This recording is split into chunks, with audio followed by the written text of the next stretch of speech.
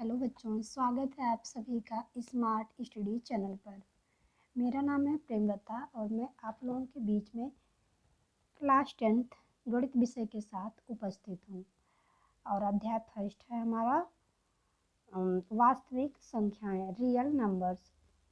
Class 9th में हम लोग संख्या पद्धति में नंबर्स के बारे में कुछ पढ़ चुके हैं, जिसके अंतर्गत पूर्णांक, परिमेय संख्याएं, अपरिमेय संख्याएं, ये सब था जिसको हम लोग उसमें पढ़ चुके हैं। तो अभी इसमें हम वास्तविक संख्याओं के बारे में विस्तृत अध्ययन करने वाले हैं। तो हमारा टॉपिक है वास्तविक संख्याएं। वास्तविक संख्या क्या होती है? जितने भी परिमेय और अपरिमेय संख्याएं होती हैं, जिन्हें हम संख्या रेखा पर नंबर लाइन पर दर्शा सकते हैं, वो सभी वास्तविक संख्याएं कहलाती हैं। ये संख्याएं धनात्मक और ऋणात्मक दोनों होती हैं और इन्हें संख्या रेखा पर दर्शाया जा सकता है, जैसे √2, 5/3 एंड √3 इत्यादि। ऐसे जो भी अपरिमेय परिमेय संख्याएं होती हैं, उनको हम संख्या रेखा पर दर्शा सकते हैं। उन्हें हम क्या बोलेंगे? वास्तविक संख्याएं। ये संख्या रेखा है, इस पर हम इन संख्याओं को दर्शा सकते हैं, जैसे कि 5/3 है, दर्शा सकते हैं इस तरीके से, ठीक है। √2 को भी दर्शा सकते हैं। तो जिन संख्याओं को हम संख्या रेखा पर दर्शा सकते हैं, ऐसे परिमेय और अपरिमेय संख्याओं का समूह जिन्हें हम संख्या रेखा पर दर्शा सकते हैं, उन्हें हम कहते हैं वास्तविक संख्याएं या रियल नंबर, ठीक है। ये तो हो गया इसका डेफिनेशन कि रियल नंबर्स क्या होते हैं। इसके 2-3 प्रमेय भी दिए गए हैं, थ्योरम, जो हम उसको थोड़ा देख लेते हैं। आइए समझते हैं उसको। प्रमेय फर्स्ट है, प्रत्येक भाज्य संख्या को अभाज्य संख्याओं के गुणनफल के रूप में गुणनखंडित किया जा सकता है। प्रत्येक भाज्य संख्या को अभाज्य संख्याओं के गुणनफल के रूप में गुणनखंडित किया जा सकता है। तो एग्जाम्पल देकर आपको बताते हैं। जैसे कि हमने ये कोई संख्या ले लिया 90, अब इसका हम गुणनखंड कर रहे हैं, हो जाएगा 2 × 3 × 3 × 5। तो ये इसका हो गया गुणनखंड। ये एक हो गया भाज्य संख्या, और ये टोटल जितने नंबर्स इधर दिए गए हैं, ये सब हो गए अभाज्य संख्या। तो इसमें यही कहा है कि जो भाज्य संख्या होती है, वो अभाज्य संख्याओं के गुणनफल के रूप में गुणनखंडित किया जा सकता है, ठीक है। ये अभाज्य संख्याओं का एक गुणनखंड के रूप में गुणनखंडित किया गया है। मतलब ये है एक भाज्य संख्या, यानी कि ये क्या है? कंपोजिट नंबर, और ये एक प्राइम नंबर, ठीक है। इसका ये पहला थ्योरम है। अगला देखते हैं। अभाज्य गुणनखंड विधि से मासा और लासा यानी HCF और LCM, अभाज्य गुणनखंड विधि से मासा और लासा निकालना, HCF और LCM निकालना। तो इसके लिए एक संख्या लेते हैं 90 और एक दूसरी संख्या लेते हैं 240। तो ये क्या हो जाएगा? ये 2 × 3 × 3 × 5।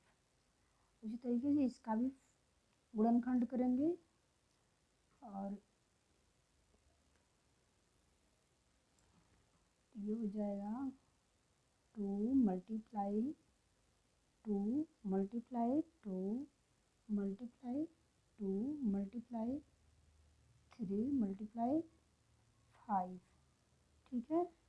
इसका हमने क्या किया? गुणनखंड कर दिया, ठीक है। इसका गुणनखंड कैसे करते हैं?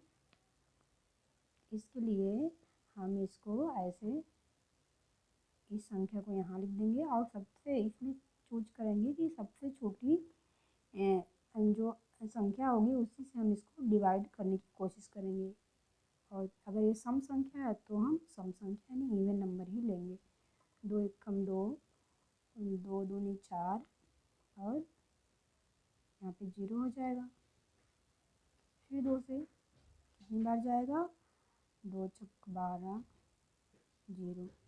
फिर कितनी बार जाएगा, 2 से, तो क्या हो जाएगा ये 30 दूनी 60। फिर 2 से 15 दूनी 30। फिर 2 से क्या हो जाएगा 3 से, 3 बचे 15, फिर 5 से 1।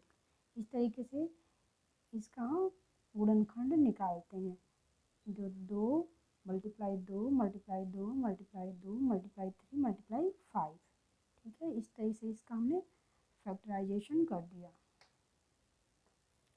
अब हम जो हमने इसका गुणनखंड किया इन दोनों संख्याओं का, तो अब इसमें हमें एलसीएम या एचसीएफ कुछ निकालना है। तो इसके लिए हम क्या, सबसे पहले हम एचसीएफ इसका निकालते हैं। एचसीएफ निकालने के लिए हम इसमें देखेंगे कि कौन कौन जो संख्या है जो दोनों में शामिल हो। जो नंबर्स इन दोनों में कॉमन होगा, दोनों में शामिल होगा, वही नंबर्स हम यहाँ पे लिखेंगे। तो देखते हैं यहाँ पे 1 बार 2 है, यहाँ पर भी 1 बार 2 है, तो ये दोनों हो गया। इसके साथ में और कौन कौन से नंबर है, ये 3 है और यहाँ पर 1 बार 3 है। तो इस तरीके से ये 3 3 हो गया और ये 5 5 हो गया। तो क्या करेंगे अब, 2 1 बार लिखेंगे क्योंकि दोनों में जो कॉमन है उसको यहाँ पे एचसीएफ निकाल के हम यहाँ 1 बार लिखेंगे। इसके बाद मल्टीप्लाई, इसके बाद में 3 लिखेंगे और इसके बाद में 5 लिखेंगे। ठीक है, इसके लिए मैंने वहाँ मार्क कर दिया ताकि कौन कौन सा दोनों में शामिल है, कितनी बार शामिल है उतनी बार लिखेंगे। एक ही बार है दोनों में, 1 बार 2 2 है और दोनों में 1 बार ही 3 3 है, क्योंकि एक यहाँ पे 3 है, यहाँ पे कहीं 1 बार और 3 नहीं है, तो इसके लिए हम इसको दोनों को लेंगे। इसी तरह से हम 5 यहाँ पे 5 यहाँ पे है, तो हम 5 ले लिए। तो अब इसका आपस में मल्टीप्लाई कर देंगे। 3 दूनी 6 और 6 पच्चे 30, तो इसका एचसीएफ क्या हो गया, 30 हो गया। इसी प्रकार से हम एलसीएम भी निकालते हैं। एलसीएम निकालने के लिए हम क्या करेंगे, पहले तो हम ये तो मिटा देते हैं। एलसीएम निकालने के लिए एचसीएफ तो हमने निकाला, इस तरीके से जो दोनों में शामिल हो उसको हम यहाँ 1 बार लिखते हैं। और इसी तरीके से हम एचसीएफ निकालने के लिए क्या करते हैं, इसके लिए हम देखेंगे कि इन दोनों संख्याओं के गुणनखंड में जो सबसे अधिक बार अंक दोनों में हो, लेकिन जो सबसे अधिक बार जिस संख्या में हो, जिस लाइन में, उसको लिखेंगे। देखो यहाँ पे 1 बार 2 है, यहाँ पर कितनी बार है, यहाँ पर 4 बार है, तो हम इसको 1 बार को इसमें नहीं शामिल करेंगे, हम सिर्फ ये अधिक वाला ही लिखेंगे टोटल। तो यहाँ पे लिखते हैं 2 मल्टीप्लाई 2 मल्टीप्लाई 2 मल्टीप्लाई 2, 2 3 4 1 2 3 4 हो गया। और इसी तरीके से अब देखेंगे यहाँ पे 3 1 बार है, यहाँ पे 2 बार है, तो हम नहीं कि मिला के 3 बार लिखेंगे, हम सिर्फ 2 बार ही लिखेंगे क्योंकि यहाँ पे अधिक बार है, तो ये वाला लिखेंगे। लिखेंगे 3 मल्टीप्लाई 3 और मल्टीप्लाई, यहाँ 5 1 बार है, यहाँ 5 1 बार है। ठीक है, तो ये 5 5 जो है 2 बार है, यहाँ पे 1 5 यहाँ पे है और 1 5 यहाँ पे है। तो यहाँ इसके 90 के गुणनखंड में 1 बार है और दूसरे 40 के गुणनखंड में 1 बार है। हम इसको 2 बार ना लिख के हम यहाँ केवल 1 बार ही लिखेंगे। ठीक है, अब इसका गुणनखंड क्या हो जाएगा, देखो 2 दूनी 4 दूनी 8 दूनी 16 16 3 48, और इस तरीके से मल्टीप्लाई करते जाएंगे तो इसका गुणनखंड हो जाएगा। तो 48 3 144 और 144 बचे हो गया 720। ये हो गया इसका एलसीएम और ये हो गया इसका एचसीएफ, इस तरीके से। ठीक है, इसी प्रकार से हम जो है गुणनखंड विधि से आसानी से बिल्कुल सिंपल तरीके से हम क्या करते हैं, HCF और LCM निकाल लेते हैं। ठीक है, अभी अगला प्रमेय देखते हैं। नेक्स्ट प्रमेय है, थ्योरम है, ये संख्याओं तथा उनके लासा और मासा के बीच में संबंध। जैसे माना कि कोई संख्या मैं ले रही हूँ 90 और एक संख्या ले रही हूँ, ये फर्स्ट संख्या हो गया, और एक दूसरी संख्या ले रही हूँ 240। ठीक है, दो संख्याएं हैं, उनके बीच हमें संबंध इस प्रमेय के अंतर्गत बताया गया है। माना इसका दिया गया है, इसका लासा या मासा यानी HCF मान लीजिए दे दिया गया है, HCF यानी कि मासा। ठीक है, ये महत्तम समापवर्तक दिया गया है। क्या दिया है, मान लीजिए इसका हो गया 30, दोनों का 30 ही होगा ना, तो इतना दिया गया क्वेश्चन में। ठीक है, और हमसे पूछ रहा है कि इसका हमें ज्ञात करना है लाशा यानी LCM बताना है, यही पूछा है हमसे। तो हम कैसे ज्ञात करेंगे, इसके लिए थ्योरम दिया गया है कि पहली संख्या, दो संख्या दिया है ना, तो ये पहली संख्या मल्टीप्लाई दूसरी संख्या इक्वल, ये हो गया LCM मल्टीप्लाई HCF, इस तरीके से। ठीक है, तो इतना दिया गया है, तो हम इस फार्मूले को यूज करके हम इसका LCM निकाल सकते हैं। समझ में आ रहा है? तो दिया पहली संख्या, पहली संख्या कितना दिया हुआ है 90। ठीक सेम टू उठा के इसको हम इस फार्मूले में रख देंगे, 90 मल्टीप्लाई 240 इक्वल लासा गुणे मासा। तो यहाँ पे लघुत्तम हमको नहीं पता है, यही निकालना है, लासा हमको निकालना है, और ये मासा हमारा दिया गया है यहाँ पे कितना 30। ठीक है, तो इसको निकालने में क्या करेंगे, ये इधर आएगा तो यहाँ पे भाग करेगा इसके नीचे आके। ठीक है, तो क्या करेंगे, हम लिखेंगे लासा इक्वल क्या करेंगे 90 मल्टीप्लाई 240 बटे 30।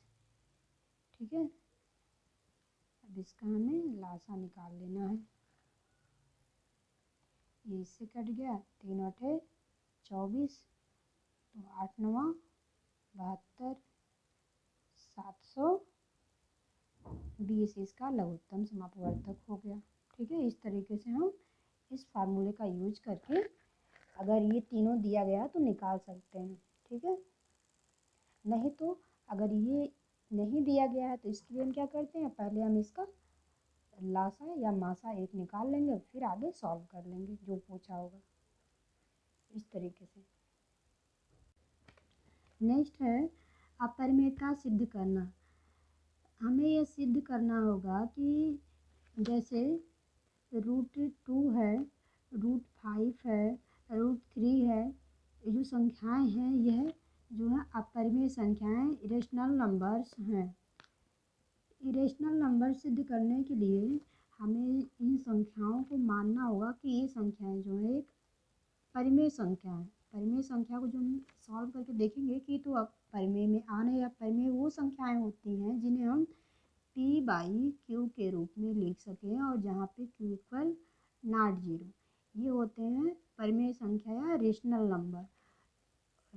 ठीक है, तो हम इन अपरिमेय संख्याओं को, इरेशनल नंबर्स को हम रेशनल नंबर्स मान के सॉल्व करेंगे, जो कि ये है नहीं तो सिद्ध भी नहीं होंगे। तो इस तरीके से ये हो जाएगा कि यह एक रेशनल नंबर नहीं है, ये है इरेशनल नंबर्स। ठीक है, इसको आगे सॉल्व करेंगे प्रश्नावली के यह था अध्याय फर्स्ट का परिचय वाला वीडियो। इसके अंतर्गत हम लोग वास्तविक संख्या का डेफिनेशन पढ़ा और साथ में इसके प्रमेय का अध्ययन किया। इसके बनाने का उद्देश्य यही था कि इसको अच्छे से आप लोग समझ लेंगे तो प्रश्नावली के प्रश्नों को आसानी से सॉल्व कर पाएंगे। वीडियो अच्छा लगा हो तो लाइक करिएगा, दोस्तों के साथ शेयर करिएगा और चैनल को सब्सक्राइब करना मत भूलिएगा। मिलते हैं नेक्स्ट वीडियो में प्रश्नावली के प्रश्नों के साथ में। हमसे जुड़ने के लिए धन्यवाद।